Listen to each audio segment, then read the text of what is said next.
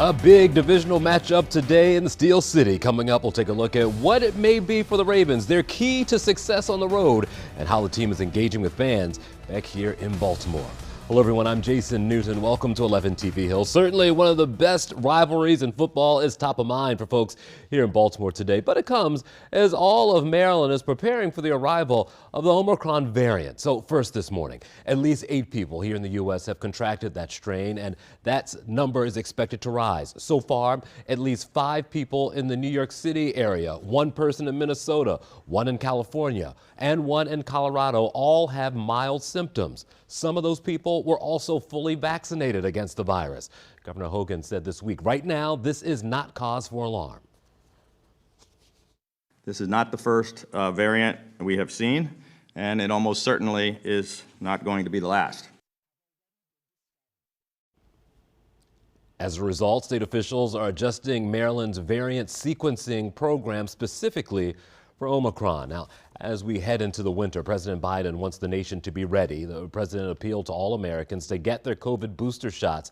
He also wants private insurers to cover the cost of at-home COVID tests. And anyone entering the country, regardless of their vaccination status, must get a COVID-19 test before their flight and upon arrival.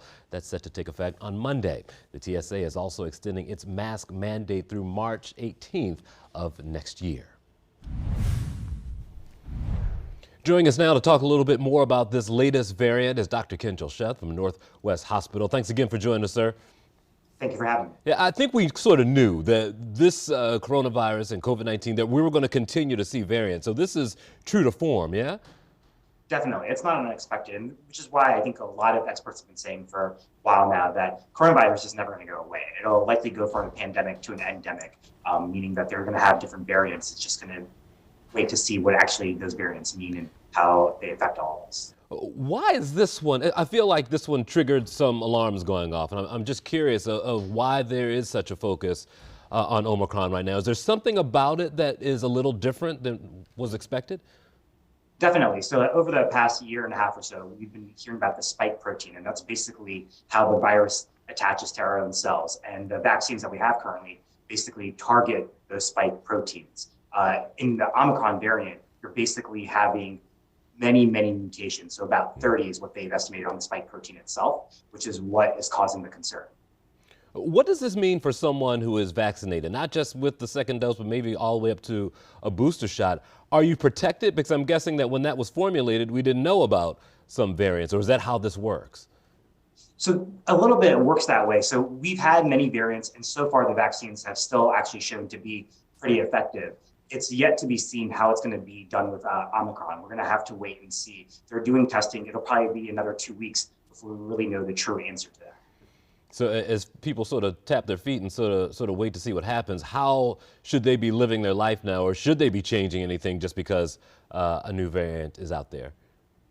No, the biggest thing that you need to do is if you haven't gotten vaccinated, you need to get vaccinated, because even with all the variants and the spike protein mutations, what we've seen is that it still reduces your severity of illness. So you definitely need to get vaccinated. And if you have been vaccinated, but it's been over 6 months, you should go ahead and get the booster shot. But otherwise, you can still continue to live life the way you have. The predominant variant out there is still Delta. So, and our vaccines are still very effective against that. I always feel like keeping an eye on the hospital is a good barometer of how things are in our area, and I'm curious of how things are in Northwest, or anecdotally from some of your friends in other hospitals. What are they seeing now with patients coming in with symptoms of COVID-19? So what's been nice is that pretty much when somebody is hospitalized with COVID-19, they have very similar symptoms, and the way we manage it, regardless of the variant, is very similar. What we have seen is that before we were kind of seeing the numbers start to go down. Over the past month or so, we've had the numbers go up, and they've kind of plateaued. Hopefully they don't continue to increase, but we'll just have to wait and see how things go. Do you have any gauge on young people, I mean little ones, who just became eligible to get the shot not that long ago, going to get one? Do you have any gauge on how many are taking advantage of it, or at least from talking from doctor to doctor, if parents are doing it?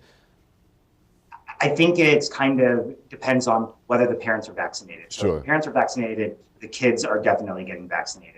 I would say, again, it depends on region and area. There are many people who want to be, kind of get it first in line. And then there are many people who are hesitant to get it just because they're not necessarily sure about what happens with kids. I'll tell you personally that both of my children have gotten the 2 doses, and I feel much better about that. When you look at the nationwide statistics, about 1/4 of patients who are hospitalized now with COVID actually end up being pediatric cases. Yeah, and I've been at the city's one that was down at the convention center and also State Center as well, and many kids with their parents as well. About 30 seconds left. Big events, of course, for holiday travel. Going to go see, Rockefeller Center, a tree maybe. What should people keep in mind as they get ready for Christmas?